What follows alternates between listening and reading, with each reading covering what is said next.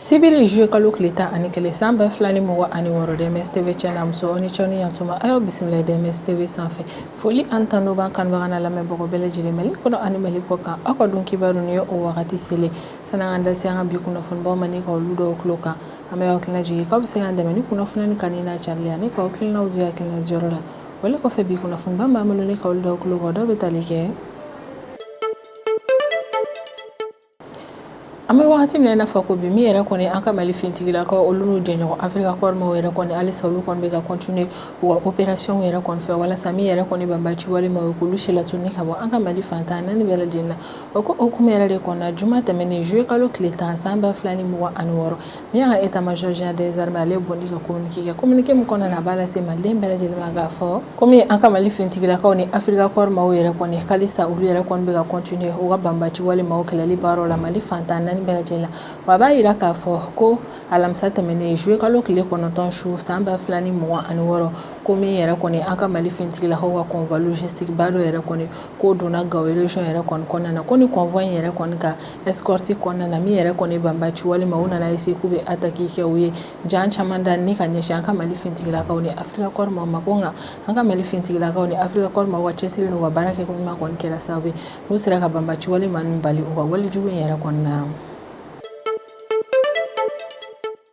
Alisa an bɛ to an ka Mali fintigilakaw ni Afrika kɔrɔmaw ka opération ko yɛrɛ kɔni hukumu na u bɛ ka minnu yɛrɛ kɔni kɛ an bɛ wagati min na i n'a fɔ ko bi an ka Mali localité caman na walasa min yɛrɛ kɔni banbaci walijɛkulu maaw ye ka fɛɛrɛ latigɛ ni ka olu si latunu ka bɔ an ka Mali jamana kɔnɔna na o ko hukumu yɛrɛ de kɔnɔna alamisa tɛmɛnen juillet kalo tile 9 san 2026 min y'an ka état major général des armées ale bɔnni ka communiqué min kɔnɔna na a b'a lase maliden bɛɛ lajɛlen ma k'a fɔ Kalisa bɛ wagati min na i n'a fɔ ko bi min yɛrɛ kɔni an ka Mali fintigilakaw ale n'u jɛɲɔgɔn Afrika kɔrɔmaw ye kalisa olu kɔni bɛ ka continuer banbaci walijɛkulu JNIM ale ni FLA maaw yɛrɛ kɔni ɲinini n'u nɔna minɛni n'u bɔnɛni na u ɲɛ na baaraw yɛrɛ kɔni an ka Mali fantan naani bɛɛ lajɛlen na ko hukumu yɛrɛ de kɔnɔna don tɛmɛnenw na min yɛrɛ kɔni an ka Mali fintigilakaw ye k'olu kɔni sera ka dimi juguba de kɔni don banbaci walijɛkulu JNIM ni FLA maaw yɛrɛ kɔni na ANEFIS ale ni Tabankɔrɔ localité yɛrɛ kɔni na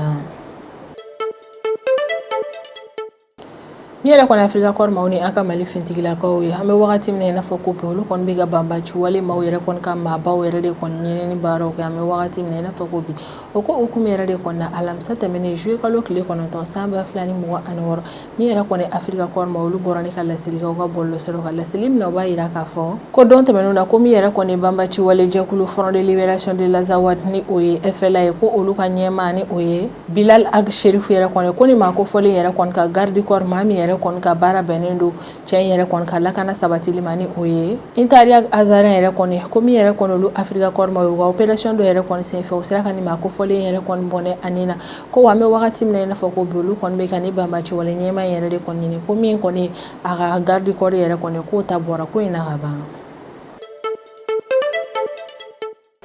min y'a ka lakana tigilamaaw yɛrɛ kɔnɔ an bɛ wagati min na i n'a fɔ ko bi olu fana bɛ k'u seko n'u damayira bɛɛ lajɛlen kɛ Mali jamana kɔnɔdenw n'u bololafɛw u ka lakana sabatili la u sigiyɔrɔ la o ko hukumu yɛrɛ de kɔnɔna ko don tɛmɛnenw yɛrɛ kɔnɔna Keɲeba localité yɛrɛ kɔnɔna du kelen maa dɔw yɛrɛ kɔni ka dalamagan yɛrɛ kɔnɔna na kɛ sababu ye fu duden dɔ yɛrɛ kɔni ye muru ta ni ka maa saba yɛrɛ kɔni jogin maa saba in yɛrɛ kɔni jogini kɔnɔna na maa kelen yɛrɛ kɔni sara wale yɛrɛ kɔni kɔfɛ maa min tun ye muru yɛrɛ kɔni ta ni ka jogini yɛrɛ kɔni kɛ ale yɛrɛ kɔni kun bolila o ko hukumu de la min yɛrɛ kɔni Keɲeba commissaire de police cɛdenw yɛrɛ kɔni olu kun ye sɛgɛsɛgɛli baaraw daminɛ maa min yɛrɛ kɔni kun ye fagali baara in kɛ o kun bɛ ka ale yɛrɛ kɔni ɲini ko ka sanga ni o wale in ye ko kari tɛmɛnen juillet kalo tile 5 san 2026 min yɛrɛ kɔni Keɲeba commissaire de police ma o sera ka u bolo da ni maa kofɔlen kan k'u b'u bolo da maa kofɔlen kan wagati min na o y'a sɔrɔ a kun bɛ ka boli ka taa Sénégal jamana yɛrɛ de kɔni kɔnɔna na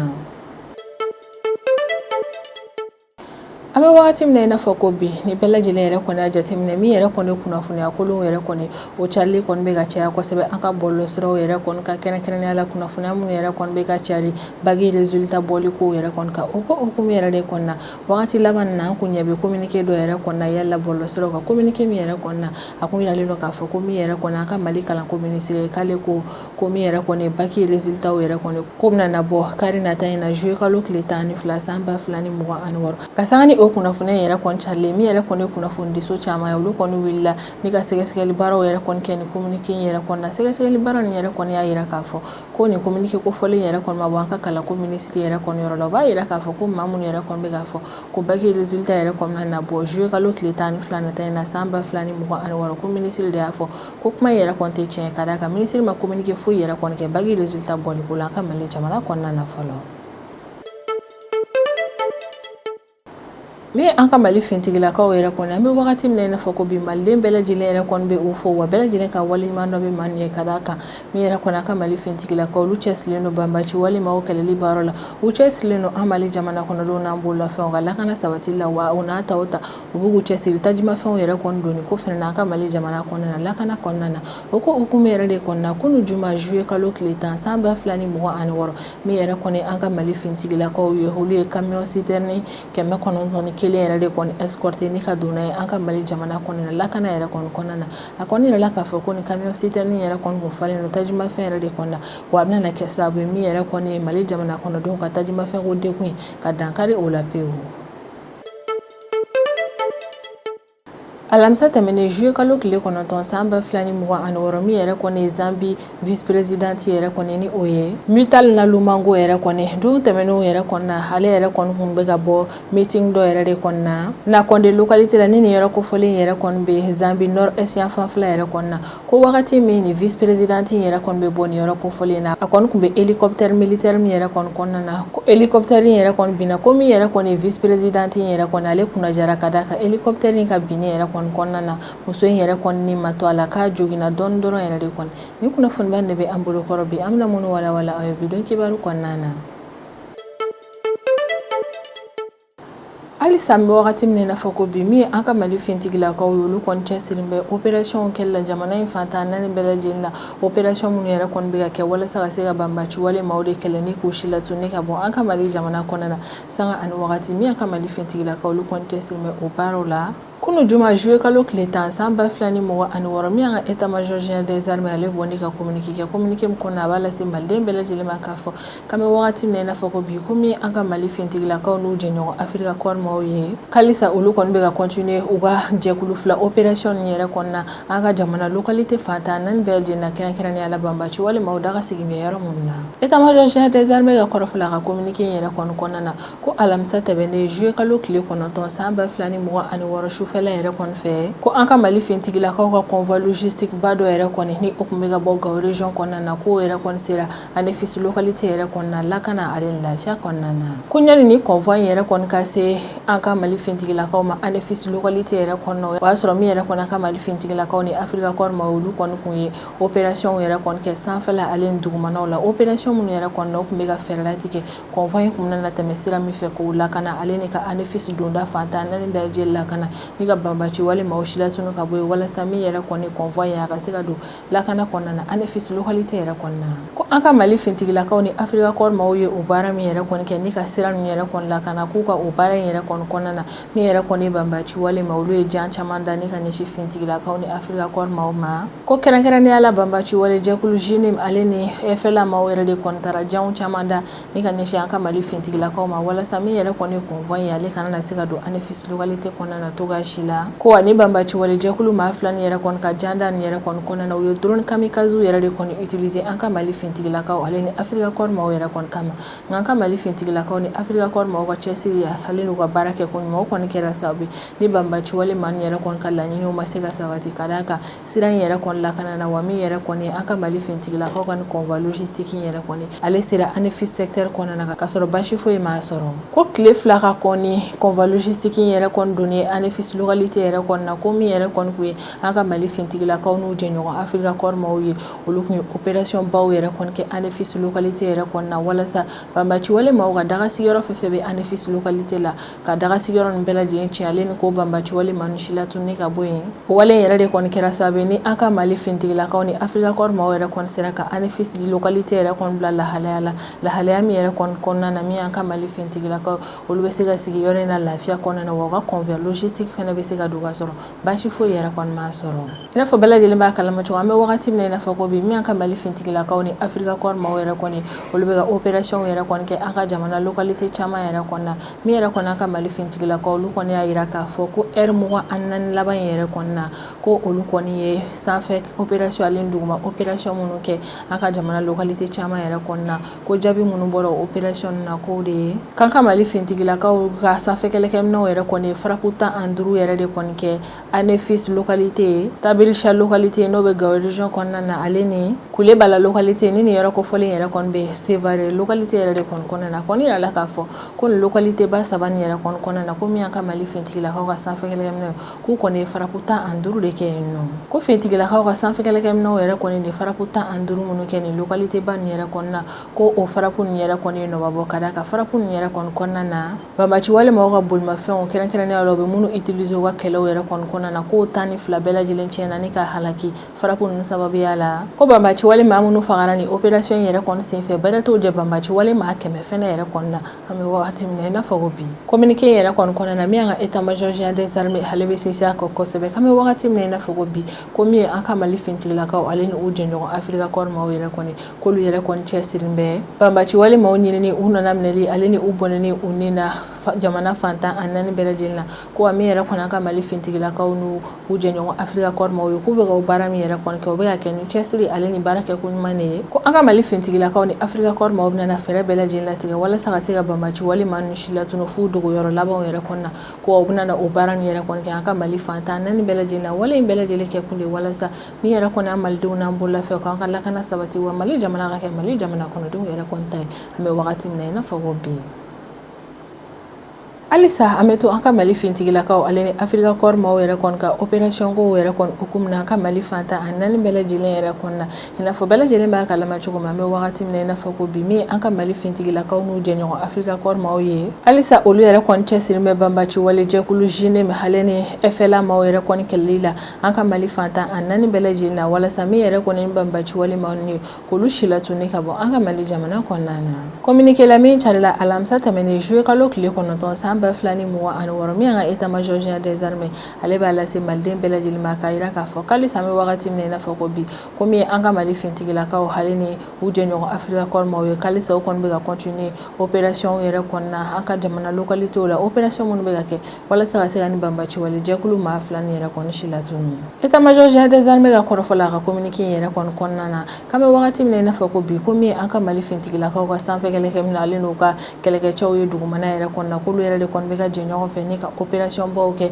an ka jamana localité caman na ko hukumu yɛrɛ de kɔni na ko don tɛmɛnenw na k'an ka Mali fintigilakaw n'u jɛɲɔgɔn Afrika kɔri maaw ye opération minnu yɛrɛ kɔni kɛ Anefis ale ni Tabakɔr zone kɔnɔna na ko opération nin yɛrɛ kɔni kɔnɔna na min y'an ka Mali fintigilakaw ka sanfɛ kɛlɛkɛminɛ olu kɔni ye frappe aérien 13 yɛrɛ de kɔni kɛ ni ka ɲɛsin civil dɔw yɛrɛ kɔni ma ni zone 2 nin kɔnɔna na k'an ka fintigilakaw ka sanfɛ kɛlɛkɛminɛw yɛrɛ kɔni ni frappe aérien 13 minnu yɛrɛ kɔni kɛ ni localité 2 nin yɛrɛ kɔni na ko frappe nin ɲɛna kosɛbɛ wa ye jaabi ɲumanba yɛrɛ de kɔni sɔrɔ ko frappe nin yɛrɛ kɔni kɛra sababu ni jaabi minnu bɔra la o de ye ko banbaci wale maaw ka bolimafɛnw kɛrɛnkɛrɛnnenya la u bɛ minnu yɛrɛ kɔni utiliser kɛlɛw kɔnɔna na ko bolimafɛn 6 bɛɛ lajɛlen halaki la frappe in sababuya la ko banbaci wale maaw ka pick-up kelen fɛnɛ yɛrɛ kɔni tiɲɛna min fɛnɛ banbaci wale maa 100 ani kɔ bɔyanko ye o bɛɛ lajɛlen fɛnɛ yɛrɛ kɔni si latunu ni ka bɔ Anefis ale ni Tabakɔr localité yɛrɛ kɔni na k'o dabɔ an ka fintigilakaw ka sanfɛ kɛlɛkɛminɛw yɛrɛ kɔni ka ni frappe aérien 13 nin yɛrɛ kɔni na localité 2 nin kɔnɔna na communiqué yɛrɛ kɔni kɔnɔna na min état major général des armées ale kɔni bɛ sinsin a kan kosɛbɛ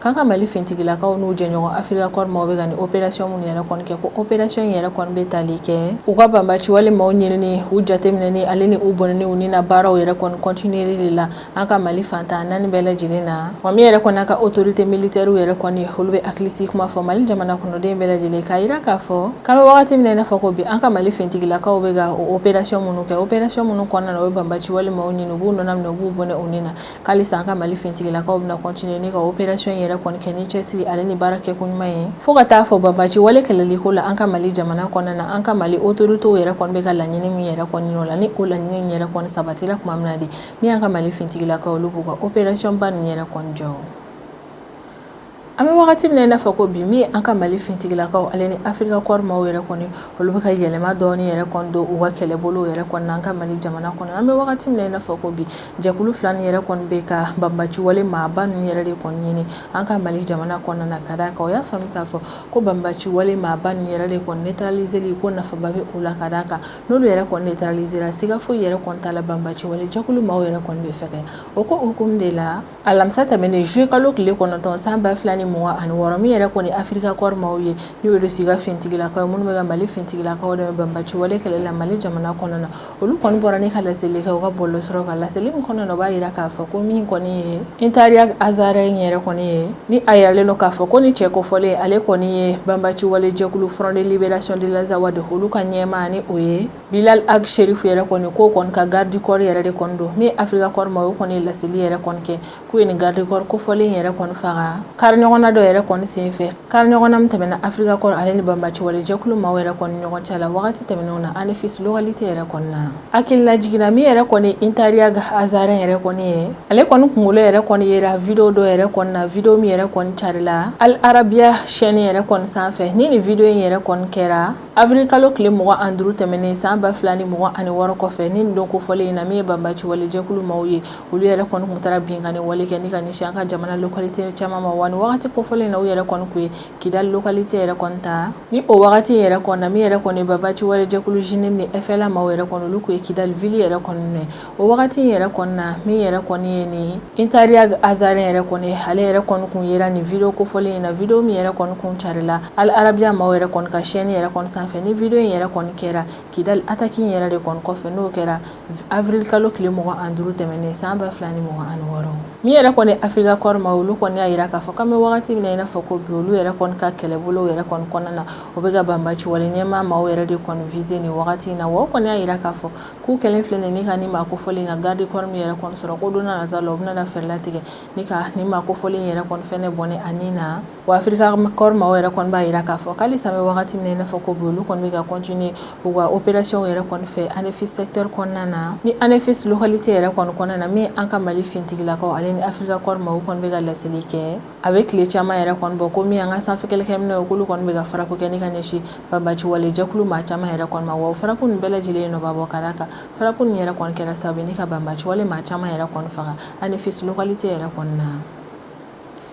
mi yɛrɛ kɔni an ka lakana tigilamɔgɔw yɛrɛ kɔni olu fɛnɛ b'u seko n'u dama yira bɛɛ lajɛlen yɛrɛ kɔni kɛ jamana kɔnɔdenw n'u bolola fɛ u ka lakana sabatili yɛrɛ kɔni na o ko hukumu yɛrɛ de kɔni na ko don tɛmɛnenw yɛrɛ kɔni na min ye Keɲeba commissaire de police maaw yɛrɛ kɔni ye olu sera ka u bolo da maa dɔ yɛrɛ kɔni kan n'u bɛ ka bisigiya nin ma kofɔlen na k'a fɔ k'a sen donnen don affaire dɔ yɛrɛ kɔni na affaire min yɛrɛ kɔni kɛra dalamagan dɔ yɛrɛ kɔni kɔnɔna na dalamagan min tɛmɛna duden maaw yɛrɛ kɔni ɲɔgɔn cɛ la ni dalamagan in yɛrɛ kɔni kɛra sababu ye ka maa kelen fagalen ni ka maa fila yɛrɛ kɔni jogi Keɲeba localité yɛrɛ kɔni kɔnɔna na hakilila jiginna ko in bɛɛ lajɛlen yɛrɛ kɔni daminɛna jumajan tɛmɛnen de juillet kalo tile 3 san 2026 ni don kofɔlen yɛrɛ kɔni na Keɲeba localité yɛrɛ kɔni na dukɔnɔmɔgɔ dɔw dudenw yɛrɛ kɔni kun bɛ dalamagan yɛrɛ kɔni na ni dalamagan yɛrɛ kɔni nana juguya fo ka muruta yɛrɛ kɔni bɔ a la dalamagan yɛrɛ kɔni kɔnɔna na muruta min yɛrɛ kɔni bɔra la o kɔni kɛra sababu ye ni ka maa saba yɛrɛ de kɔni jogi togo jugu yɛrɛ kɔni na maa saba joginen ninnu yɛrɛ kɔni fɛnɛ na dɔw yɛrɛ kɔni kun bɛ yen nɔ ale si kun bɛ san 19 la a kɔni yirala k'a fɔ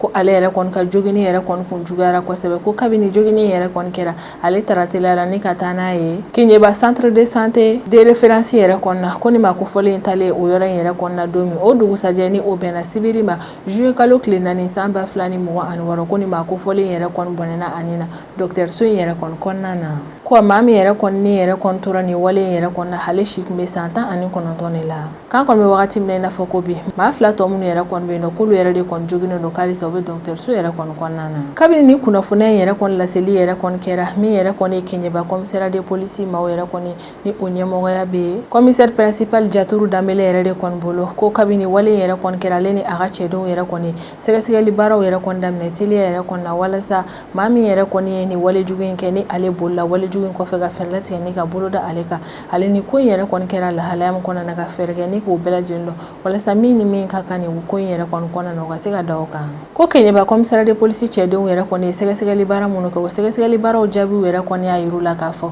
ko mami yere kon ni ma saban jogi ni muru yere kon ko o ma ko fole yere kon la ko dona wa ira la ka fo ko ma yere kon shibe samu la ko yere kon kele mi yere kon kenye ba komisara de police ma ali saulu continuera wa sege sege libara fe wala sege sege bolo da che ko fole yere kon ka ko hukum de la kari temene jouer kalo clé duru samba flani mo anoro mi yere kon kenye ba komisara de police ma ulu sera ka bolo da ni ma ko fole ka wakati wo bolo da ma ko fole ka wakati yere kon ya soro ma ko fole yere kon kumbe ga ese ni ka teme frontière de fe ka bole ka ta Senegal jamana yere kon konnana ko ni ay bolo dara ni ma ko fole yere kon ka o kon da bora mayna min post frontalier che do yere de kon ka chesiri aleno wajjate min yere kon na ni obe Mali jamana yere kon konnana karaka ni mamunu meni frontière yere kon na postula no ulu de wajjate min o che ya ko sebe ni ku chesiri o yere de kon na usiraka o bolo da ni ma ko fole ka nyoni ahabo Mali jamana konnana ka Senegal jamana konnana ko kabe ni bolo dara ni ma ko fole yere kon ka mi yere kon hanga la khana tigila ma we ma ko fole yere kon bla hanga kili tigila ma yere kon ka bolo ka mi yere kon kinye ba komisara de police che do ya yere ka fukut na ko yere kon bla ta kali saubna na continue sega sega libaro yere kon fe wala sa ni wale jugu ba yere kon sira akela halem konana ka o yere kon do aleni ka fere yere kon la tiga duna na tawla mami yere kon ni wale mi yere kon ka aleni nyakili mi kaka o wasiga daka ka wale jugu ngella ka Mali jamana konana ni be dansi anga bidon kibarula haman kan bakana la me bago bele jile fo Mali kono ani Mali ko ka ame wakla ji ko se gande meni kuno fulani kanina charle ani ka okilna udia kilna diorla wala ko famba fa na ko kambe anyoko na wele ma